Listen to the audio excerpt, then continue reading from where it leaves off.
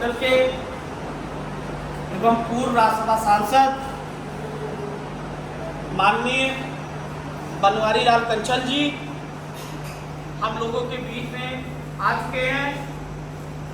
इसलिए हम अपने सभी व्यापारी भाइयों से पूछेंगे और उसके बाद अनुशासित तरीके से, क्योंकि अगर उसके अंदर अनुशासन नहीं होगा तो वो भी गलत रूप ले लेता है। क्योंकि हम एक व्यापारी हैं, हम व्यापारी लोग सेवा करते अपने ग्राहकों के साथ कि हम लोग एक संबंध अच्छा बनाए अपने ग्राहकों के साथ। 5 भी हो सकता है और 5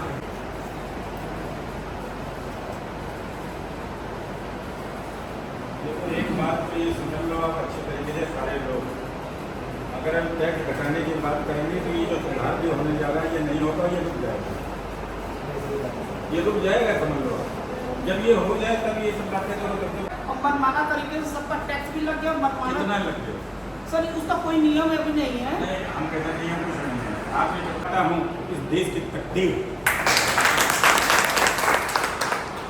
अभी जब लोकसभा चल रही थी तो भाजपा ने विरोध क्या किया, क्यों जारी किया था? अगर विधायक और सांसद संगठित नहीं है तो व्यापारी कैसे संगठित हो? व्यापारी सबसे ज्यादा संगठित है इस समय। अगर हम अपनी मीटिंग में कहते हैं कि व्यापारी संगठित नहीं है तो व्यापारी पिछले 53 साल हो गए व्यापार मंडल को, 53 साल में चुंगी हटाने से लेकर तहबाजारी हटाने से लेकर बीमा और पेंशन पाने तक का सफर तय किया है।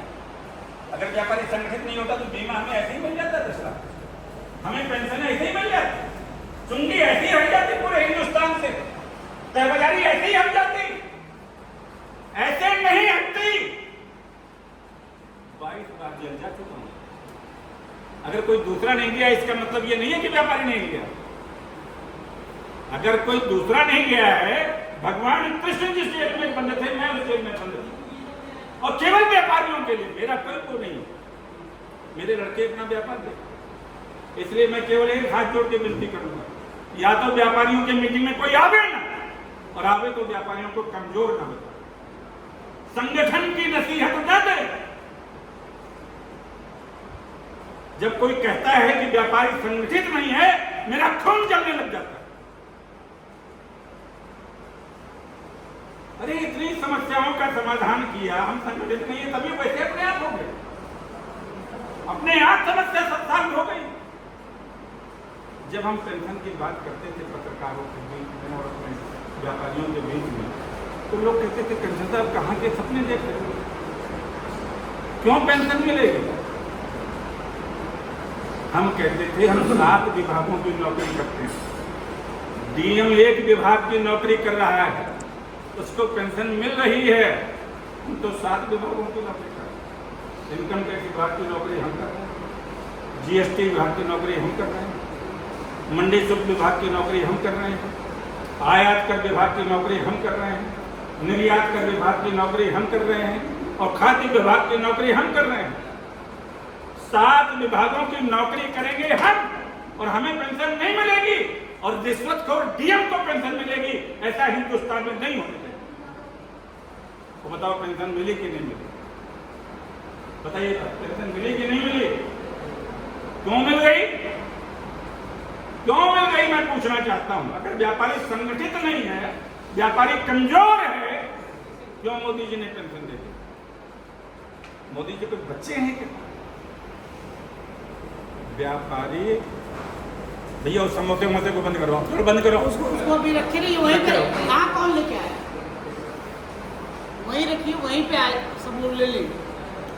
सबसे पहली बात तो ये समझ लीजिए, व्यापारी इस देश का सबसे ज्यादा महान व्यक्ति है, सबसे ज्यादा महान। भारत सरकार के आंकड़ों के मुताबिक हिंदुस्तान में 7 करोड़ व्यापारी हैं। जो मैं कहूंगा सब पूरी 150% सही कहूंगा। एवरेज में हर व्यापारी के यहाँ एक कर्मचारी है, किसी के यहाँ 10 है, किसी के यहाँ 5 है, तो देहात क्षेत्र में 2, 4, 5%, 10% दुकानें ऐसी होंगी, कर्मचारी नहीं भी होगा।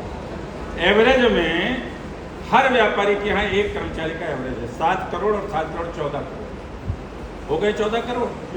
एक घर में कितने आदमी मानोगे भैया? कम से कम 5 आदमी। मेरे घर में तो 14 आदमी, 5 आदमी, 14 पंचे 70 करोड़। ये व्यापारी समाज 70 करोड़ लोगों को रोजी रोटी देने का काम करता है, इसलिए ये महान समाज। इसकी तुलना रिश्वतखोर अधिकारियों के साथ नहीं की जा सकती। 1% व्यापारी ईमानदार दावे के साथ कहते। इसलिए मैं आप लोगों को केवल इतना कहने आया हूं, व्यापारी बहुत मजबूत है। यार 22 लाख करोड़ रुपया हमने जीएसटी दी है, 22 लाख करोड़ रुपया। फिर हमें कमजोर कहते हो, फिर हमें कहते हो कि हम संगठित नहीं है। विधानसभा चलती है तो कोरम पूरा करने के लिए व्हिप जारी करना पड़ता है। आज इस मीटिंग के लिए हमने कोई व्हिप जारी नहीं किया है। क्यों भाई, कोई व्हिप जारी किया? कोई व्हिप जारी नहीं किया। इसलिए जिनके दिमाग में व्यापारियों के प्रति गलत भावनाएं भरी हुई हैं, वो अपना दिमाग यहां से साफ करके जाएंगे। यार व्यापारी किसी का गुलाम नहीं है। भामाशाह एक व्यापारी था, और भामाशाह ने महाराणा प्रताप की अगर सारा धन लुटाया नहीं होता उनके चरणों में, मुगलों से लड़ नहीं पाते। महाराणा प्रताप ने, भामाशाह ने अगर महाराणा प्रताप के चरणों में अगर सारा धन न लुटा दिया होता तो महाराणा प्रताप लड़ नहीं पाते। हमें नियम बनाता है, पेंशन था, हर साल गरीब कन्याओं की शादी कराते हैं, अनाथ बच्चों को पढ़ाने का काम करते हैं। आज झूठी में इलाहाबाद में जितने स्कूलें बनी हुई हैं, समाज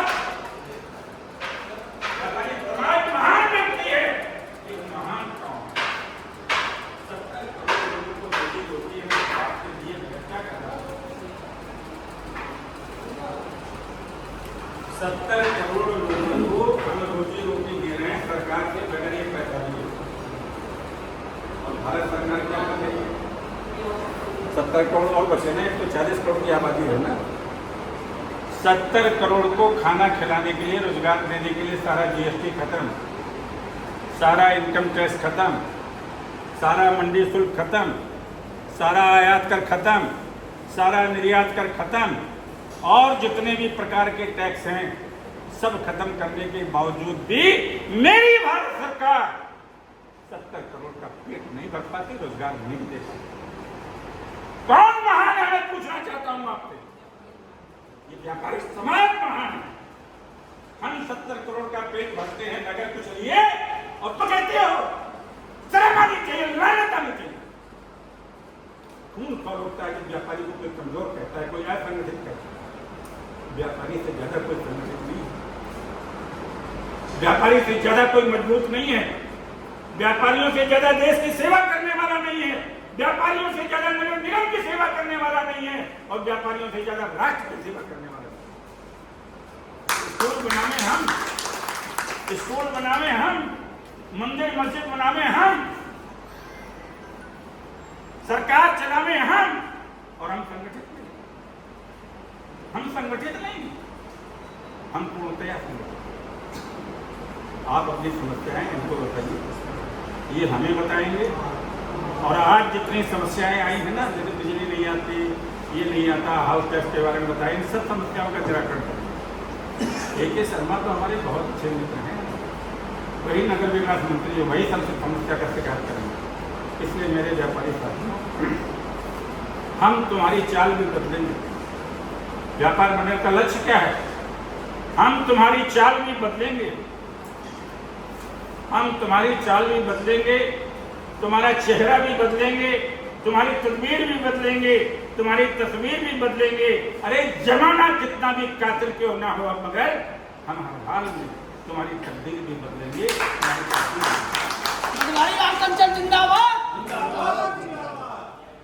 व्यापार मंडल ने हर व्यापारी की तकदीर बदलने का फैसला लिया, और हमने तकदीर बदली। मैंने नहीं, मेरे सारे व्यापारियों ने। अकेला कोई आदमी काम नहीं कर सकता। सारे व्यापारियों ने मिलकर व्यापारियों की तकदीर बदल दी। इसलिए हम एक एक व्यापारी की समस्याओं का समाधान कर देंगे, उनकी तकदीर बदलेंगे, व्यापारियों को ऊंचाइयों पर ले जाएंगे, व्यापारियों को राजनीतिक गलियारों में ले जाएंगे, व्यापारी को विधायक बनाएंगे, व्यापारी को सांसद बनाएंगे और व्यापारी को बिल्कुल निश्चिंत निडर बनाएंगे। इसलिए अंत में केवल 4 लाइनें और दूंगा क्योंकि मेरा समय हो गया है जाने का। मेरे वतन के व्यापारियों एक हो जाओ, एक तो है ही है, इस चमन के व्यापारियों एक हो जाओ, प्रयागराज के व्यापारियों एक हो जाओ। अगर मेरी बात किसी को बुरी लगी हो तो मुझे क्षमा कर देंगे। हमने इसलिए अपनी कुर्सी भी किनारे कर ली कि कहीं ऐसा ना हो कि आपको गुस्से में सर अध्यक्ष जी का कहीं ऐसे जोश से हमको मतलब कि ये लगा कि हम अपनी कुर्सी किनारे कर ले। तो सर जो इस उम्र में आपके जोश को देख के तो आपको ये झूसी के व्यापारी, हमारे पदाधिकारी, हमारी महिलाएं ये आपको भरोसा दिलाती हैं कि हम लोग हर तरीके से जहां भी हम लोग को लड़ने के लिए होगा, जहां भी जेल जाने के लिए होगा, सबसे पहले आपका भाई, आपका अध्यक्ष वो आपके साथ, आपके आगे रहेगा और अध्यक्ष जी के आशीर्वाद से और उनके शरण में रहते हुए आपको अध्यक्ष जी मैं ये भरोसा दिलाता हूँ कि जिले का महामंत्री और आपने मुझको प्रदेश का संगठन का भी प्रधान दिया, इसको जहां तक हो सकेगा मैं जितनी ऊंचाइयों पर ले जाना होगा मैं उस ऊंचाइयों पर लेके जाऊंगा। और मुझको ये पूरा भरोसा है कि मेरे झूसी क्षेत्र के मेरे व्यापारी भाई लोग उसको ये आगे बढ़ाएंगे और आगे बढ़ाते बढ़ाते इस झूसी क्षेत्र को बहुत एक नामी अपने क्षेत्र को बनाएंगे। इसी कड़ी में मैं अपने वाणी को विराम करता हूं और मैं ये चाहता हूं कि अब अध्यक्ष जी को भी जाना है, इसलिए बहुत दूर की सफर है, लखनऊ का सफर है।